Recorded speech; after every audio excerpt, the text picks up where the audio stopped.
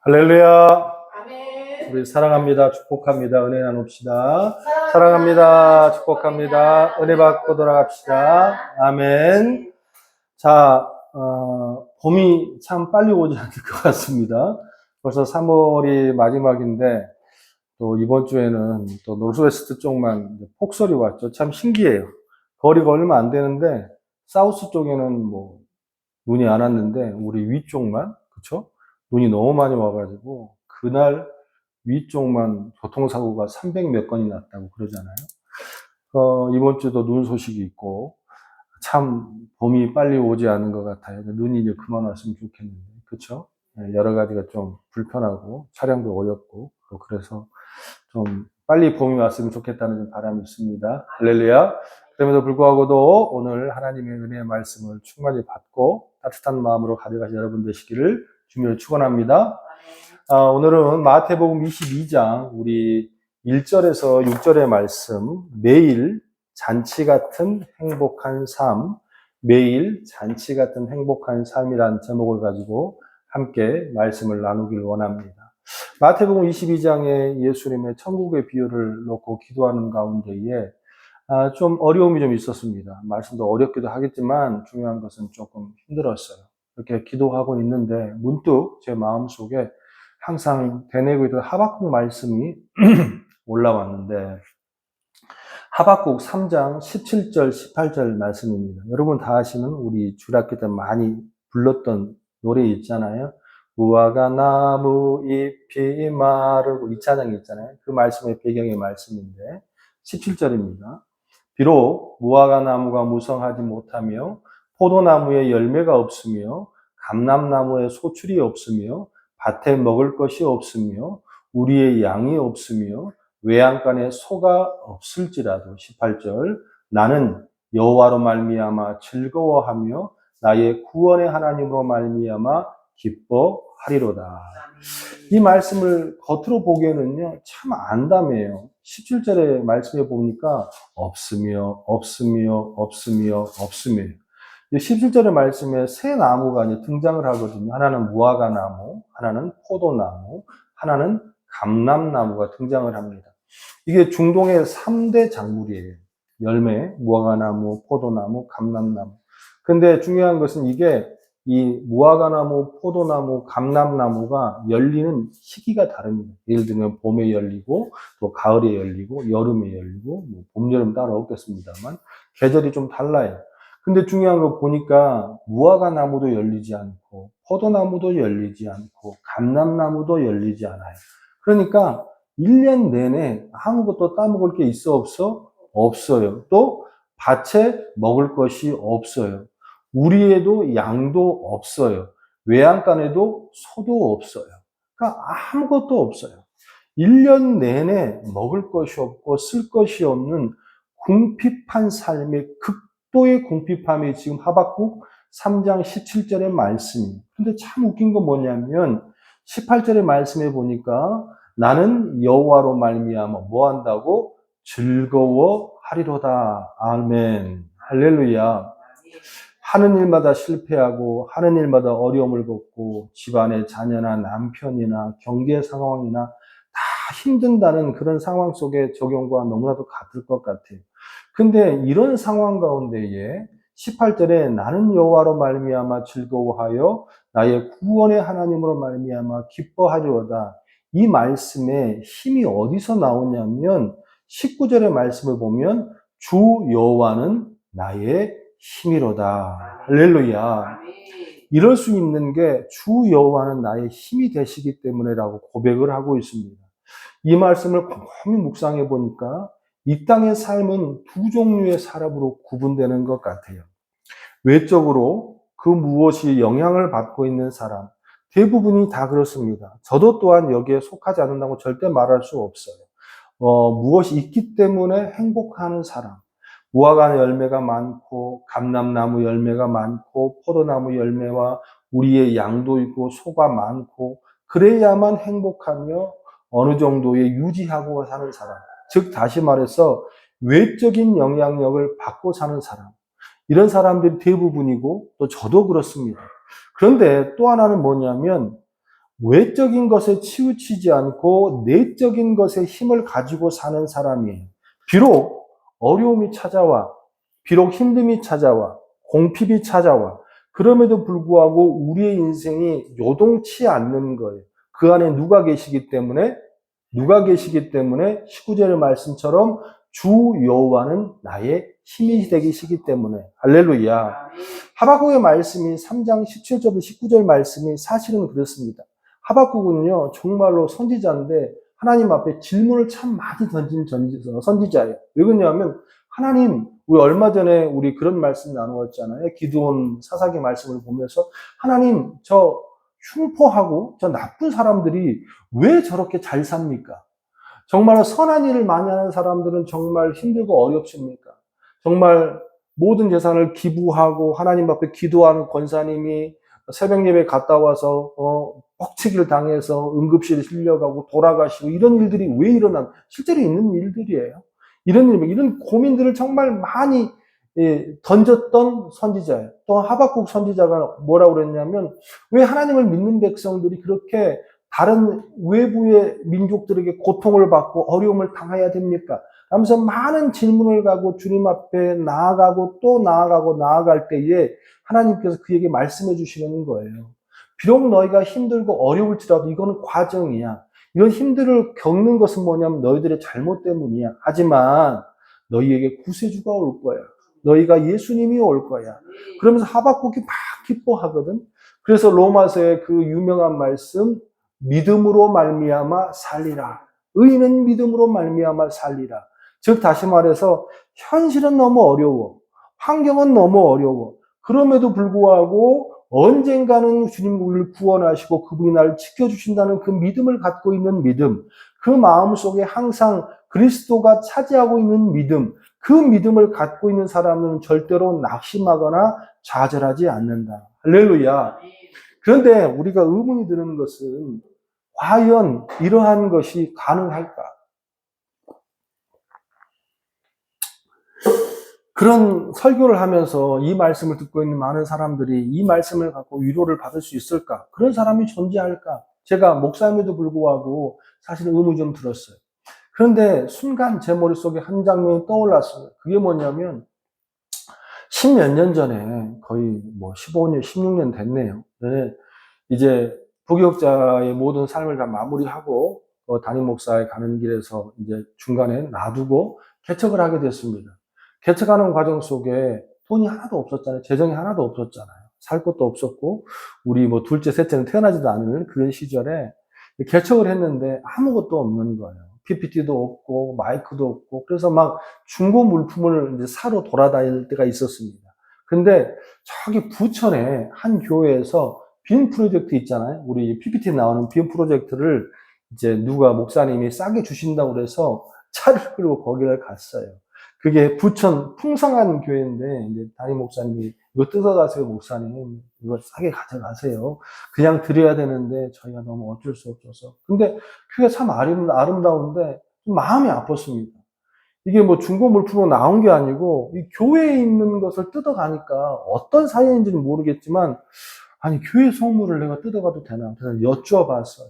목사님 이래저래 해서 왜 교회를 그만두십니까? 그랬더니 거기서 한 15년, 20년 가까이 했대요. 근데 그냥 목회가 아니고 장애인들이나 좀 어려운 친구들, 또 정신적으로 힘든 친구들의 사역을 하셨는데 어렵잖아요. 재정도 어렵고 또 그런 장애인들이 오기 때문에 사실 헌금도 안 되고 어쩔 수 없이 교회를 문을 닫게 됐는데 제가 한 가지 충격적인 것은 뭐냐면 제 마음이 이제 그랬던 것 같아요. 무엇이 채워져야 되고 무엇이 있어야 즐거운 그런 약한 신앙을 갖고 있는 초창기의 그런 믿음이었던가 봐요. 이런 교회가 힘들고 어려워지면 사람들이 다 우울하고 힘들어할 텐데 그때도 뛰어다니는 애들이 한 2명 자녀가 있었어요. 걔들이 너무 해맑고 사모님도 너무 해맑고 목사님도 막 물건을 띄워주면 너무 해맑은 거예요. 그래서 목사님 힘들지 않으십니까? 교회가 이제 문을 닫는데 전혀 그렇지 않습니다.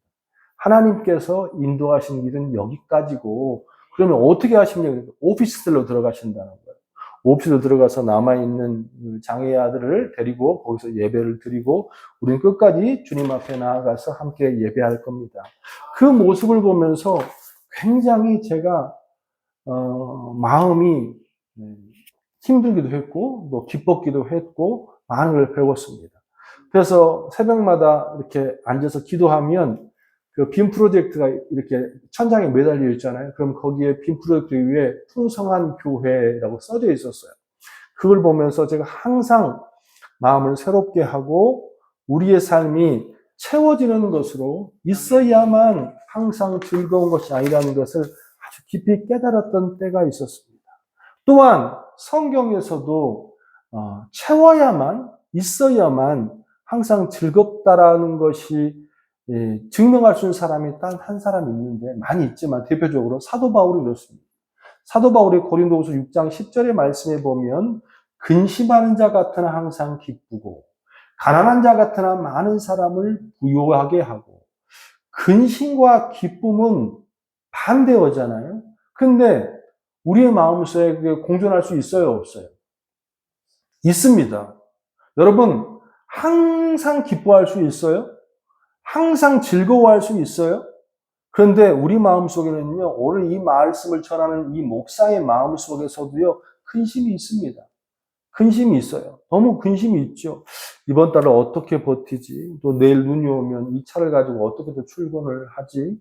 또 이 차가 지금 힘들고 어려운데 어떻게 좀 교체해야 되지? 근심이 있어요. 어려움이 있어요. 사역하는데 어떻게 하면 참 좋을지 근심이 있어요. 근데 중요한 건 뭐냐면 근심과 근심으로 끝나는 사람이 있는가 하면 사도 바울은 근심하는 자 같으나 항상 어떻게 기쁘고 가난한 자 같으나 많은 사람들 어떻게 부요하게 하고 날마다 근심이 있지만 그 근심을 누를 수 있는 뭐가 있어요? 원동력이 있기 때문에 이런 말씀을 할 수 있는 거예요. 그런데 똑같은 신앙이라 할지라도 근심이 있지만 그 근심으로 말미암아 우울증 걸리고 공황장애 걸리고 결국에는 실패하고 자살하고 죽을 수 있는 사람이 있다 없다? 있습니다. 죄송한 표현이지만 2023년도 기준이에요. 목회자들 자살률이 250%가 늘었어요. 이게 참 믿을 수 없는 통계입니다. 그런데 있을 수 있습니다. 목회자는 사람 아닙니까? 목회자가 어떠한 사람들보다도 훨씬 더 빈곤하고 어려울 수 있습니다. 여러분이 스포트라이트를 보고 있는 대형 목회자들, 1년에 수십억을 버는 목회자의 거의 몇 퍼센트를 제외하고 작은 교회 목사님들은 또 우리를 포함한 많은 목사님들은 정말 힘듦이 아니라 정말로 사선을 넘어가는 어려움 속에 살아가는 목사들이 참 많습니다. 그런데 그 목사님들의 마음속에 뭐가 빠져버리면 하나님이 도우신다는 그 마음과 그 은혜가 빠져버리면 죽을 수밖에 없고 자살할 수밖에 없는 현실이 있을 수도 있다 없다? 있다. 또한 목회자들만 그러겠습니까? 많은 신앙인들이 마음속에서 믿음을 갖고 있지만 그 믿음이 정말로 근심을 누르지 아니하면 어떻게 해요? 죽을 수밖에 없다. 어려울 수밖에 없다. 그래서 주님께서 빌립보서 4장 6절 7절의 말씀에 아무것도 뭐하지 말라? 염려하지 말고 오직 모든 일에 기도와 간구로 너희 구할 것을 감사함으로 하나님께 구하라. 그리하면 하나님께서 너희의 먹을 것도 주실 것이고 너희의 쓸 것을 주실 것이고 라고 쓰여있지 않고 7절의 말씀에 보면 아무것도 염려하지 말고 모든 일에 기도와 간구로 너희 구할 것을 감사함으로 하나님께 아뢰면 7절에 그리하면 모든 지각에 뛰어난 하나님의 평강이 그리스도 예수 안에서 인 그리스도 안에서 너희의 마음과 뭐를 생각을 지키시리라. 할렐루야. 하나님이 우리 쓰실 것을 알아요. 하나님이 우리의 함께 할 걸 알아요. 날마다 행복하게 사실 그 마음을 알아요. 근데 주님께서는 어떻게? 이 세상의 모든 것을 주관하는 그 주님께서 필요할 때에 또한 적절할 때에 주실 줄로 믿습니다. 그럼 그 기간 동안 우리가 힘들지 않고 어렵지 않기 위해서는 어떻게? 뭘 붙잡고 있어야 돼요? 믿음으로 뭘 붙잡고 있어? 생각과 마음을 우리가 주님 앞에 기도하고 간구하고 나아가면 우리 마음에 힘이 되시고 능력이 되시는 그 주님께서 우리의 뭘 지켜주신다고? 마음과 생각을 지켜주시리라. 할렐루야. 그 생각과 지켜주시는 그 기간 동안 지키고 있으면 언젠가 주님께서 우리에게 더 풍성하게 부어주시고 함께할 줄로 믿습니다. 이처럼 우리의 인생 가운데에 어려움도 많고 금신도 많고 실패도 많지만 그럼에도 불구하고 잔치집처럼 즐거운 인생이 됐으면 좋겠다. 날마다 행복한 삶이 됐으면 좋겠다. 라는 위로의 말씀을 전하고자 기도하면서 주님께 쭉 주신 말씀이 무엇이냐면 오늘 본문의 말씀 마태복음 22장의 말씀입니다. 할렐루야. 이 마태복음 22장 1절부터 5절 또 그 밑에까지의 말씀은요 간단합니다. 마태복음 19장의 말씀에 보면 부자 청년이 나오잖아요. 부자 청년이 어떻게 하면 천국을 갈 수 있습니까? 했더니 주님께서 다 팔아서 나에게 와라. 그랬더니 이 부자 청년이 돈이 많음으로 말미암아 근심하고 갔어요. 그 이후로부터 19장, 20장, 21장, 22장, 23장, 24장, 25장까지 즉 다시 말해서 포도원 품꾼의 비유부터 저기 양과 염소의 비유까지 장수는 6, 7장 되지만 맥락은 하나예요. 뭐예요? 천국입니다. 할렐루야. 그 맥락 가운데에 우리가 믿는 자들이 어떻게 천국으로 갈 수 있으며 또한 이 땅 가운데에 여러분 천국은요 죽어서 가는 곳이 아니에요. 잘 들으세요. 천국은요 이 땅에서 예수 그리스도 안에 통치 안에서 천국을 누리다가 천국으로 가는 거예요. 잘못 생각하시면 안 돼요. 절대 이 땅 가운데 천국을 누리지 못한 사람은 천국에 갈 수 없어라고 말하고 싶어요. 그리스도 안을 바라보면서 삶이 어떠한 모습이든 어떠한 환경이든 어떠한 형편이든 천국을 맛보는 자들이 천국을 가는 줄로 믿으시면 아멘. 할렐루야. 이처럼 천국에 대하여서 말씀하고 계시는 거예요. 오늘 22장 1절의 말씀에도 예수께서 다시 비유로 대답하여 이르시되 천국은 이렇게 시작하잖아요. 천국은 마치 자기 아들을 위하여 혼인잔치를 베푼 어떤 임금과 같으니 그 천국이 그렇고 이 땅의 천국도 그랬다는 거예요. 이 땅의 천국이 얼마나 즐겁고 잔치집이에요. 여러분 잔치집에 근심 있는 사람 있어요? 없어요. 우리 전라도는요 뭐 더 그렇겠지만 음식이 막 화려하잖아요. 뭐 낙지도 있고 홍어도 있고 뭐 나물도 푸짐하고 고기도 많고 갈비도 많고 다 먹고 싶은 것만 얘기하고 있어요. 막 너무 많잖아요. 비록 지금 집이 불이 났어도 잔치에 불이 나서 아무것도 없어도 잔치에 오는 사람들은 즐겁고 맛있게 먹는 것이 잔치집이라는 거예요. 할렐루야. 그렇다는 거예요. 그처럼 마치 천국에 온 것처럼 살아야 돼. 천국에 온 것처럼 누리고 이 땅을 살아야 돼. 라면서 주님께서 말씀하시는 것이 오늘 본문의 말씀인데, 자, 그러면 우리가 환경이 아무리 어려워도, 하박국의 3장의 말씀처럼 힘들어도, 날마다 오늘 22장의 잔치집처럼 즐거운 천국을 누리며 살고 천국을 가려면 어떻게 해야 할까? 오늘 본문의 말씀 속에 그 비결이 담겨 있는 것 같아요. 함께 한 두 가지만 짧게 나눕시다. 자, 잔치집처럼 즐거운 인생이 되는 삶이 되기 위해서 우리가 반드시 기억해야 할 첫 번째, 왕의 초청에 순종이 있어야 합니다. 할렐루야. 왕의 초청에 순종이 있고 그 잔치집에 들어가는 자만이 뭐 하는 거예요?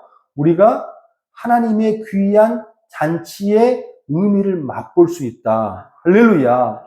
오늘 말씀에 참 비유가 좀 간단하게 나와 있는데 오늘 본문의 말씀하고 똑같은 나와 있는 말씀이 누가복음 14장 18절에 20절 말씀인데 자 18절에 이렇게 나와 있어요.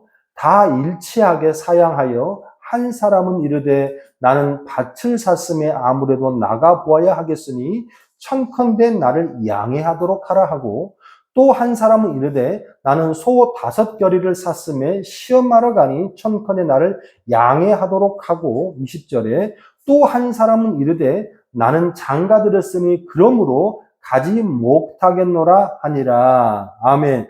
오늘 누가복음 22장의 말씀에도 그 종들을 보내어 그 청한 사람들을 혼인잔치에 오라 하였더니 오기를 싫어하거늘, 또 다시 다른 종들을 보내며 이르되 청한 사람들에게 이르기를 내가 오찬을 준비하되 나의 소와 살찐 짐승을 잡고 모든 것을 갖추었으니 그 혼인잔치에 오소서 하라 하였더니, 5절에 그들이 돌아보지도 않고 한 사람은 자기 밭으로 한 사람은 자기 사업하러 가고. 지금 왕이 초청을 했어요. 비유 말씀이에요.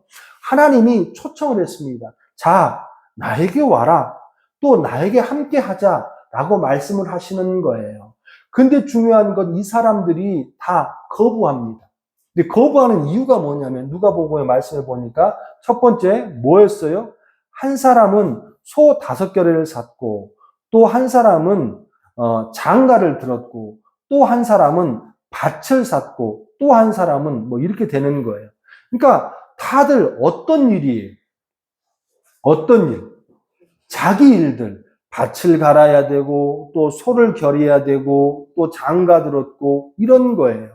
근데 여러분 곰곰이 이 말씀을 묵상해 보니까 우리가 이 왕이 초청한 잔치를 거부한 사람들을 과연 우리가 뭐라고 할 수 있을까? 칭찬할 수 있을까? 어떤 사람은 이게 본문이 이렇게 됐으면 나는 소풍 가야 되니까 안 되고, 나는 얘들하고 밥 먹으러 가야 되니까 안 되고, 나는 뭐 술 먹으러 가야 되니까 안 되고, 나는 뭐 이렇게 했다면 이 말씀이 좀 수능이 안 됐을 것 같아요.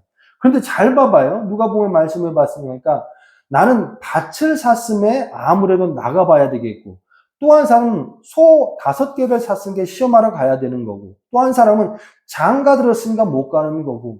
여러분, 밭에 가서 일하는 걸 뭐라 할 수 있어요? 소 사서 소 열심히 키우는 걸 뭐라 할 수 있어요? 장가 들어가서 자기 집안 잘 보살피며, 아내 잘 보살피며, 가정 잘 돌보는 게 뭐라 할 수 있어요? 있어요, 없어요? 없어요. 그런데 주님 여기서 함정이 있어요. 이 사람들은 정말로 뭐 놀고 먹고 게으른 사람이에요? 아니에요. 자기 현장의 삶 가운데에서 너무 열심히 사는 사람들이야, 아니에요? 맞아요. 아침부터 저녁까지 너무 열심히 사는 사람들이에요. 또 가장을 열심히 돌보는 사람이에요. 자녀를 열심히 돌보는 사람이에요. 근데 중요한 것은 뭐냐? 그것보다 더 중요한 게 있어요. 천국은요, 이 땅에서 천국을 맛보고 또 내가 이 땅의 삶을 다하고 천국에 가야 될 사람들의 첫 번째 특징은 뭐냐면요, 자기만을 위해서는 살면 된다, 안 된다? 안 된다라는 거예요. 물론 이 땅 가운데 가정을 돌보고 일을 열심히 하고 사는 건 중요합니다. 하지만 이 모든 것보다 더 중요한 것은 무엇이냐? 하나님이 부르실 때에 자발적으로 순종해서 그 주님 앞에 나아가는 것이 더 중요하다. 왜? 내 힘과 내 능력과 내 계획으로 하는 건 한계가 있어. 하지만 나한테 나와봐. 내 잔치에 와봐. 너의 사업도 너의 자녀도 너의 밭도 내게 다 책임져 줘. 왜 그거를 믿지 못하고 나 앞에 순종하지 못하는가? 할렐루야. 겉으로 보기에는 굉장히 열심히 사는 사람 같아요. 하지만 진짜 이 사람이 열심히 해야 될 건 무엇이냐면 하나님의 말씀에 순종하고 그 말씀에 들어가서 그 말씀의 계획대로 사는 것이 더 중요하다. 그런 사람들이 이 땅에서 뭘 맛볼 수 있어? 천국을 맛볼 수 있어. 그런 사람들이 어떻게? 날마다 내가 계획하지 못한 잔치가 날마다 이루어지는 삶을 살 수 있어, 없어? 있다라는 거예요. 할렐루야. 내가 아무리 계획할지라도 우리의 발걸음을 인도하시는 분은 누구시니? 여호와 하나님이시니. 우리는 깜빡깜빡 속고 있습니다. 야, 내가 무슨 잘못을 했냐? 아침부터 저녁까지 법 없이도 살 사람이고 너희들 위해서 이렇게 열심히 일하는데 내가 뭔 잘못을 했냐? 그런데 예전에 우리 교회 어떤 집사님을 내가 갑자기 떠올랐어요. 안수 집사가 될 쯤이었는데 그 집사님이 뭐 사업을 시작했는데 아무튼 참 힘들게 한 집사님인데 갑자기 대화하다가 막 울더라고. 남자 집사인데 나하고 연배가 비슷해요. 막 울어요. 그런데 집사님 좀 놓고 주님 마음에 맡기고 가시죠. 목사님 제가 아침 5시에 가서 밤 12시에 들어옵니다. 그러면서 근데 사업이 안 되는 것도 아니었어요. 사업이 잘 됐어요. 날마다 한 달에 몇 천씩 벌 수 있는 그런 사업을 하고 있는데 뭐가 두렵냐면 이번 주엔 이렇게 일거리가 많은데 내일 일거리가 없으면 어떡하죠? 다음 주 일거리가 없으면 어떡하죠? 항상 불안 가운데 사는 거예요. 지금 못 보는 게 아니에요. 계속 사업이 잘 되고 있어. 항상 불안해. 그러면 울더라고요. 참 마음이 안타까웠습니다. 뭐냐면 하나님의 주신 축복을 누려 못 누려? 못 누려. 그럼 이 사람 믿음이 있어요 없어요? 없는 사람이에요. 가난해도 즐거워야 하는데 풍족해도 불안해요. 하나님의 부르심에 순종하지 못하고 하나님의 부르심에 나아가지 못해요. 그러니까 항상 이런 사람들의 특징은 뭐냐면 그 말에 긍정이 나와 부정이 나와 부정이 나옵니다. 우리의 삶 가운데 날마다 잔치치는 즐거운 인생이 되려면 내 계획을 버리고 잠시 밭 가는 거나 소 키우는 거나 내 가정이나 모든 것 주님한테 맡기고 주님이 말씀하실 때에 가는 거예요. 그래야 내가 계획하지 못한 하나님의 깊으신 잔치의 맛을 볼 줄로 믿습니다. 그런 축복이 여러분의 삶 가운데 날마다 넘치는 여러분 되시기를 주님의 이름으로 축원합니다. 두 번째, 우리가 잔치집처럼 항상 즐겁고 기쁜 인생과 믿음이 되기 위해서는 그를 따라서 해볼까요? 기능이 아닌 관계의 하나님. 아멘. 기능이 아닌 관계의 하나님을 만나고 그 하나님을 믿어야만 우리의 인생이 즐거워져요. 할렐루야. 이게 무슨 말이냐면 이 땅에는 두 가지의 모두의 사람이 있는 것 같아요. 뭐냐면 일 모두 중심의 사람. 또 하나는 관계 중심의 모두에 있는 사람. 대부분 이런 일 모두 중심의 사람들은 어떤 사람들이 많아요? 남자, 여자? 남자들이 많습니다. 뭐 남자라 그렇지 않지만 왜냐하면 모두 자체가 일을 해야 되고 성과를 내야 하기 때문에 남자들이 많아요. 그래서 일 모두의 중심의 사람들은 뭐예요? 효율, 기능, 능률 이런 걸 마주 따져요. 그런데 교제 모두, 관계 모두는 효율보다는 뭘 먼저 따져요? 그 사람과의 관계 또 여러 가지의 모습을 따집니다. 끊임없이 일 모두 중심의 사람들, 기능 중심의 모든 사람들은요, 어떻게 해요? 그 사람의 어떠한 성과라든지 어떤 이익을 굉장히 많이 따지는 거예요.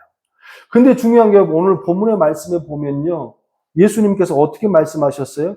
예수님 우리한테 다가오시는데 관계로 다가오세요? 아니면 기능으로 다가오세요?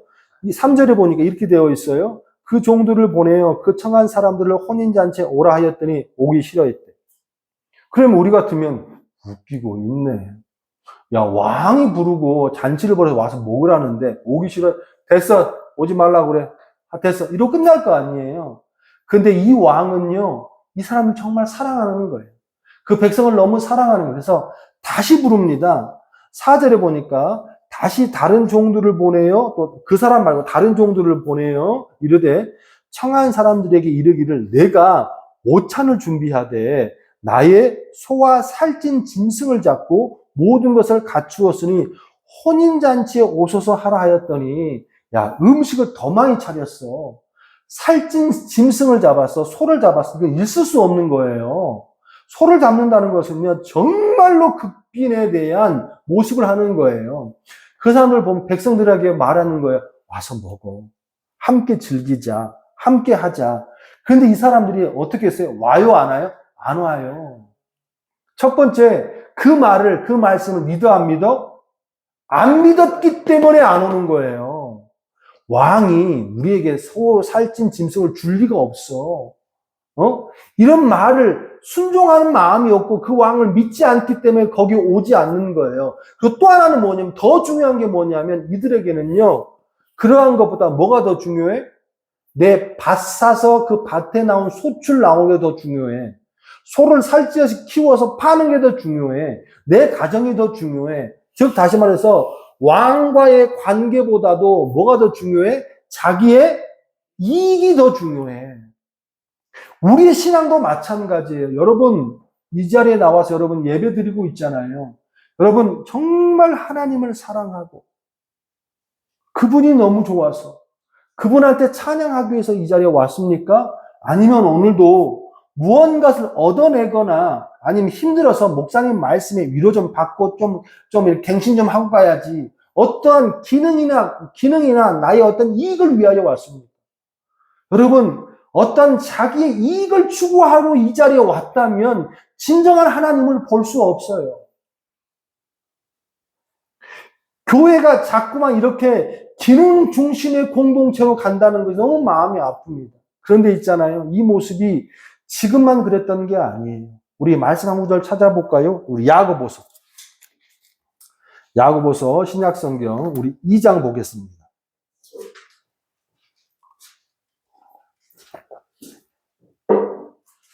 372페이지 야고보서 2장 우리 1절부터 한 4절까지만 보면 될 것 같아요. 372페이지 야고보서 다 찾으세요.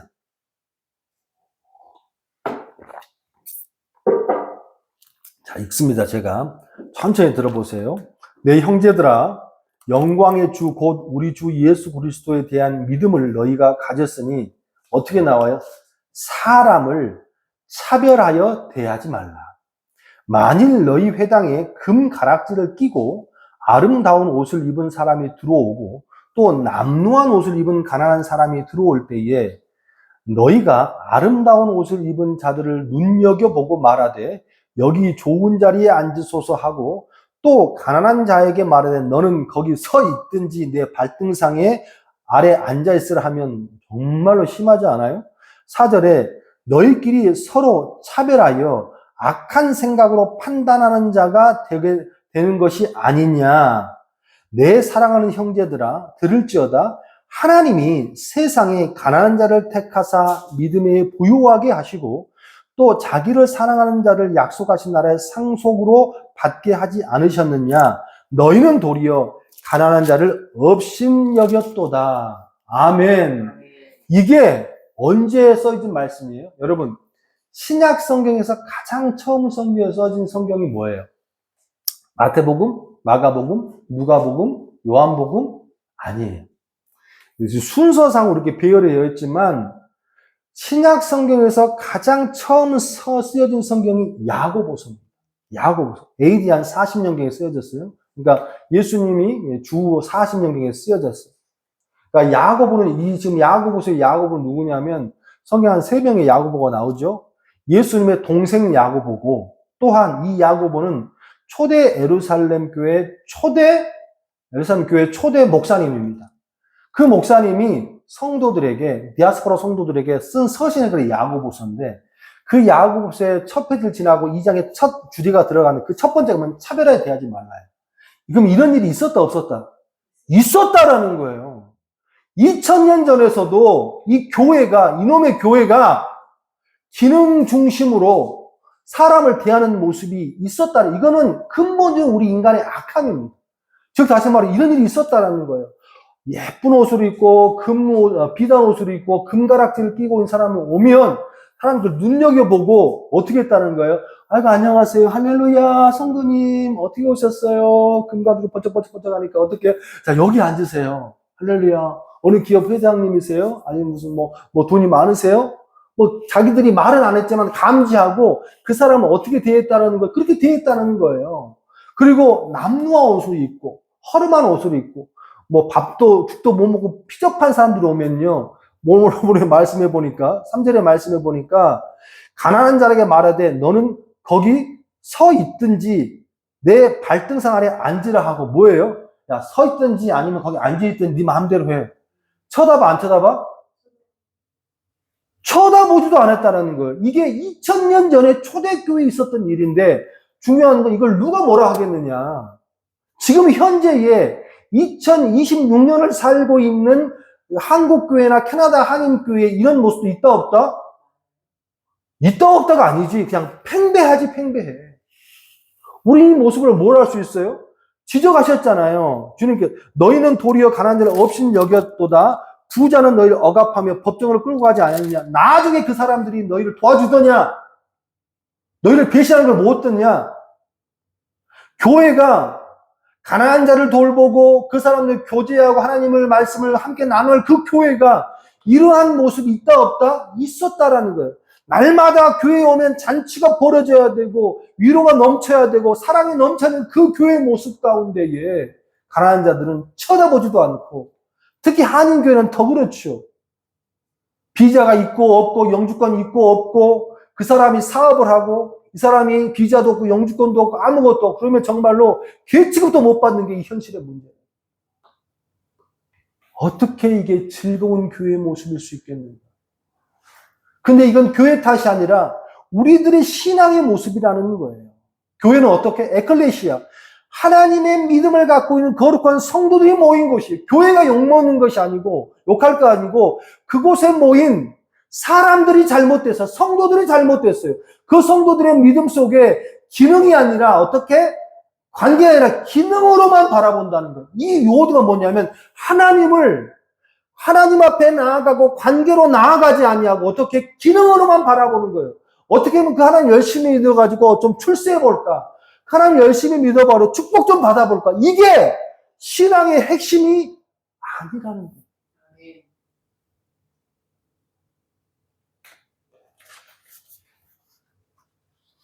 우리 주님께서는 그 백성들을 어떻게 말하죠? 야, 잔치집에 와. 우리 함께 마시고 먹자. 그랬더니 오기 싫대. 뚝 끊어버리지 않으셨어. 주님께서 다시 말씀하시잖아요. 더 살찐 짐승을 잡았어. 와, 함께 하자. 우리 주님은 계속 우리 어떻게 해요? 내 자녀이고, 내 백성이고, 내 가족이기 때문에 계속 그들을 어떻게 권면하시고 관계하는 거예요. 그 사람들이 뭐 옆집 왕입니까? 아니에요. 무지랭이고 백성이고 농부고 그런 사람들이에요. 그게 주님의 마음이에요. 우리가 날마다 즐겁고 단지쯤 되려면 어떻게 되는 줄 아십니까? 무엇을 쫓아서 채워지는 삶이 아니라 그분을 바라보며 그 관계 안에 들어가고 그분과 함께 할 때의 진정한 평화가 행복이 있을 줄로 믿습니다. 말씀을 마무리하길 원해요. 몇 년 전인데 좀 오래된 것 같아요.